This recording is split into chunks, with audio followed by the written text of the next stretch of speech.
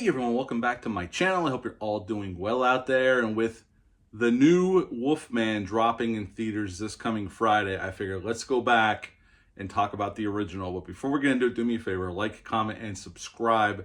Join me here. I greatly would appreciate that. Also, as always, a shameless plug for my TeePublic and my Zazzle store. I'll leave links for both of those in the description box below.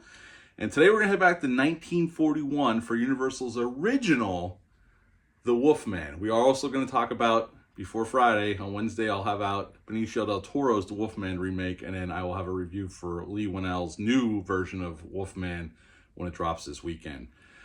The original Wolfman came out December 12th of 1941. It's an hour and 10 minutes long, and it had a $185,000 budget. This film was directed by George Waggner, and in this film we got Claude Rains as Sir John Talbot. We got Ralph Bellamy, who had a long career. Depending on how old you are, you would remember Ralph Bellamy. He was in Trading Places with Eddie Murphy. He plays Colonel Montford. Bela Lugosi is also in this film. This came after Dracula, and he plays Bela. He is a gypsy in this gypsy encampment right outside of this small town. He played Dracula in 1931. And Lon Chaney Jr. plays Larry Talbot / the Wolfman in this, I would say, a tragic tale, honestly, because Larry Talbot's a pretty decent human being, at least in my opinion. And if you've never seen this one, basically, Larry Talbot comes home. His father owns this big estate in this little town, and he takes this woman who's engaged. He likes her, but he wants to be friends with her as well. Her and her friend out to this gypsy encampment further.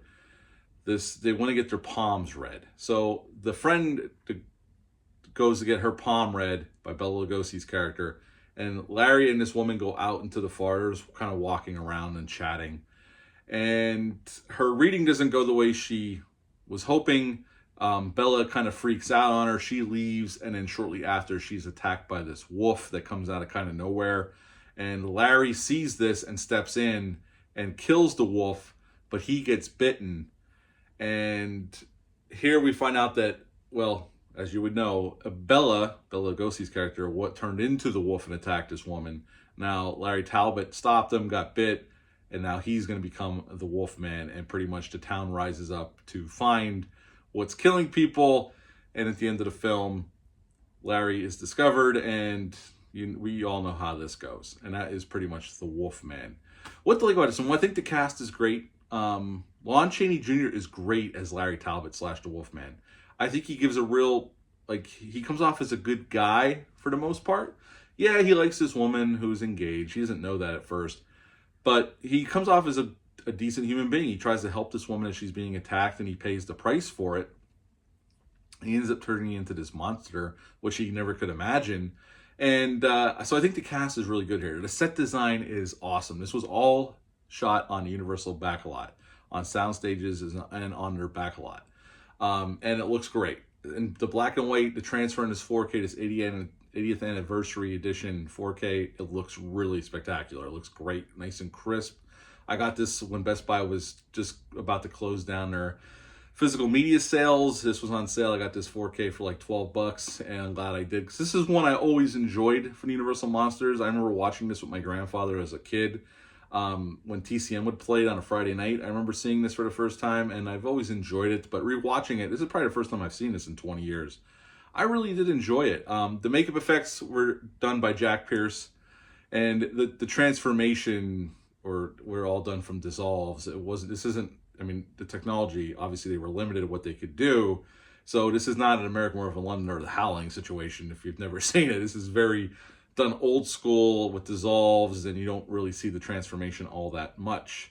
But when he is complete in his transformation, it looks good, especially in black and white. I don't know, in color it probably wouldn't hold up that well, but in black and white it looks good. And I forgot how closely Benicio del Toro's version actually kind of sticks to this one. Yes, they expand upon it for sure, but it does stick pretty close to the original film. Not shot for shot or beat for beat or anything. Again, they do expand the world quite a bit, but it does stick to the original quite a bit, actually, more than I remember. Bela Lugosi actually he pushed to play Larry Talbot, but they ended up going with Lon Chaney Jr., and he ended up playing a different role. Obviously, he had worked with Universal before on Dracula, so he was pushing for that role, but they gave it to Lon Chaney Jr., which I think was the right move. He's really good here as this kind of everyman, even though his family has money.